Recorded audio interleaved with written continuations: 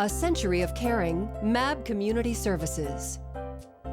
Founded in 1903, MAB is the oldest nonprofit organization in the United States to serve blind and visually impaired individuals. A century later, MAB has broadened its scope of services to offer programs for teenagers who are brain injured and adults with mental retardation.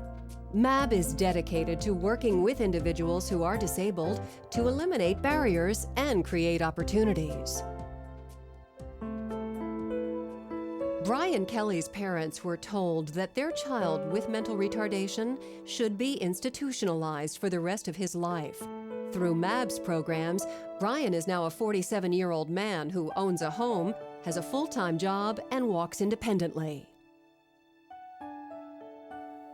Brian was born with congenital cataracts, and when he was very young, he had 5 operations. They were not successful. Some of the institutions he was originally in, they weren't prepared to deal with multiply handicapped. You know, he was blind, yet there were cognitive issues there. And with the introduction to MAB, I think it was kind of a cross-functional approach to there are multiple issues here, and how do we best address each one in a way that's comprehensive and, you know, brings a quality of life. The reality is I think MAB was instrumental in identifying how to best work with clients who were multiply handicapped. It wasn't just a blind issue, it wasn't just a cognitive issue, it wasn't just a mobility issue, it was all of these things, and how did they best address that in a way that he could actually be a functioning member independently in society. I can remember the days he would come home on weekends, and if we stepped out this front door and Mom or Dad would let go of him, absolute panic. Yeah. He would stand still, he would become visibly upset, he would freeze, he would not move. Working with mobility teachers through the MAB program, I mean, there was a time I would say we never thought Brian would be functioning with a cane. No. For him to come out the front door on his own with a cane and walk down that step and walk just from this front door to the driveway to get in my car was nothing short of a miracle, because this is a child and then a young man who would absolutely scream and panic and freeze and clutch anything nearby prior to that involvement with MAB's mobility program and not be able to move. Bill Cuttle began to experience sight loss as a young adult with the inability to physically read books. Bill is now an attorney with a private practice and the vice president of MAB's Board of Trustees. I have an eye disease called retinitis pigmentosa, and I was born with it. However, I didn't learn that I had it until I was 17. It was a very difficult process that I went through along with my family. I used to play a lot of sports as a kid, and I always wore glasses. My father was nearsighted, and I was nearsighted as well.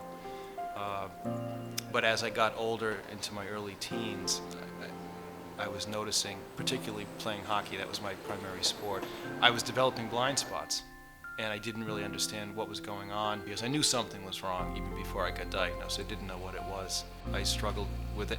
I didn't want to identify myself as a blind person or be with blind people. I was embarrassed about it. I mean, I actually spent many years of my young adult life not telling people. I'd rather have people think that I was a snob because I didn't see someone wave to me, or drunk because I walked into something. I'd much rather have had thought people see me in that light than see me as a blind person. I learned about the Mass Association for the Blind in the early 1980s, and at that time I was having to deal with how to read my college textbooks. And my father found this resource, and a lot of my textbooks that I needed to have put on tape, I would have the folks at MAB do for me. And it was invaluable because at that point I was just beginning to deal with my blindness issues. Once I learned about MAB, it allowed me to go back to school. I did very well, and it helped me gain my confidence. And one of the strengths that the organization has always had is it kind of takes people where they're at, because dealing with sight loss is a very personal issue, and everyone goes through it differently at different times, and because of that you need different kinds of resources. After my father had died, I carried around a foldable cane that I'd never used, and I was walking down Center Street in Newton, Massachusetts on a summer day, and I stopped on the street, I pulled out this cane, and I started using it. I'll never forget the day because I actually started crying. And my whole life changed from that point on.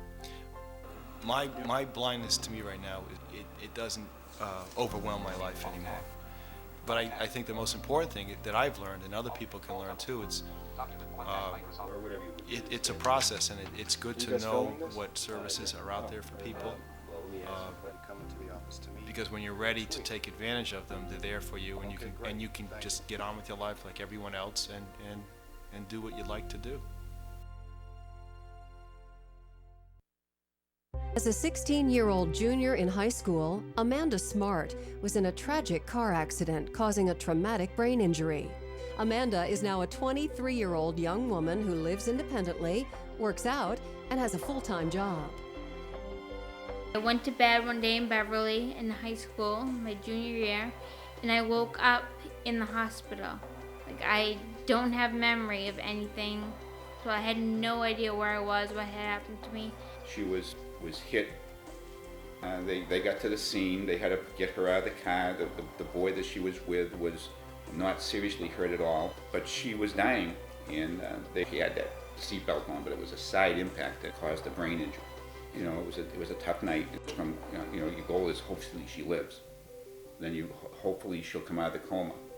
Then you find out, when she comes out of the coma, she's not going to be able to walk. She couldn't even hold her head up. It was literally just strapped. Ivy Street School sounded like it would be a good situation for Amanda, and the reason we thought that was we had visited someplace else, and there was children that were probably 4 or 5 years old all the way up to young adults, and then we came to Ivy Street. We took a walk around. It was the staff. There was a full-time nurse. There was everything that can't wait. This seems ideal to get Amanda into. Amanda wouldn't try to run away, but she also would not accept the fact that this was a place for her, that where she could get some help. And once I was brought on board that this is the right decision, because you don't know if you make the right decision. In the hospital, I never was like, oh no, I'm not going to be able to walk, and it's never like that. But right from the start, I knew that I was going to fight through this, and I wasn't ever going to let myself not walk again or not be able to run. And she would call me and say, Dad, you wouldn't believe it, I just walked up that incline without the use of my cane, or, we just, made a walk down here, and she was always pushing the envelope. To have Amanda in a completely 99% independent role right now was a goal I never, thought would happen, but Amanda wanted it to happen, and it's been happening. Brian, Bill, and Amanda are examples of the thousands of lives MAB enriches. MAB's cadre of dedicated volunteers, staff, and supporters prove that a community of caring fosters personal achievement, independent living, and meaningful lives. Entering its second century, MAB will continue to work tirelessly to eliminate barriers and create opportunities for people with disabilities.